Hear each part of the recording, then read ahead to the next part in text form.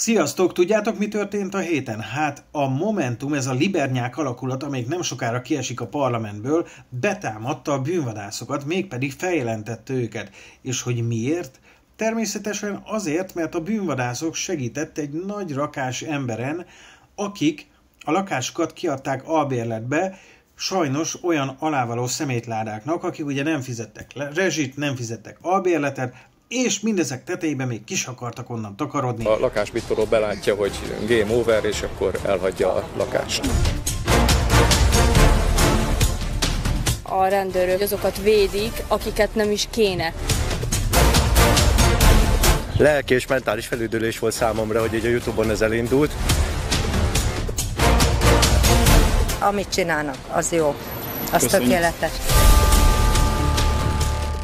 Na most ugye ezeken az embereken ugye a törvény, tehát ugye itt most a lakástulajokról beszélek, nem tudott segíteni, a rendőrök sem nagyon tudtak segíteni, így maradtak a bűnvadászok, akik tudtak rajtuk segíteni, és azokat a mocskokat kihajtották az utcára, akik úgymond elbitorolták az ingatlant, hozzáteszem, én inkább a szemetesbe hajítottam volna őket. Erre mit csinált ez a szivárványos alakulat, akiknek a nagy része még azt sem tudja, hogy a fiú fiú-e vagy a lány pedig lány, tehát ezt a jól működő kezdeményezést betámadta. Tehát jó liberálishoz illően, ami segít az embereken, ami tök jól működik, ami a jobb oldalról jön, az nekik egyértelműen rossz. Na most abban nem mennék bele, hogy milyen alternatívát kínálnak az ingatlan tulajdonosoknak, hogyha nem a bűnvadászok segít rajtuk, akkor kik? Vagy ki?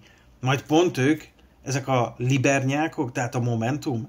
Nagyon érdekelne, hogy ők vajon mit mondanak, hogy akkor mi a megoldás, hogyha nem ez. Ki lépjen fel ezekért az emberekért ott, ahol az állam nem tudja megállni a helyét. Majd megállják ezek a szivárvány kommunisták? Hát nehezen hiszem.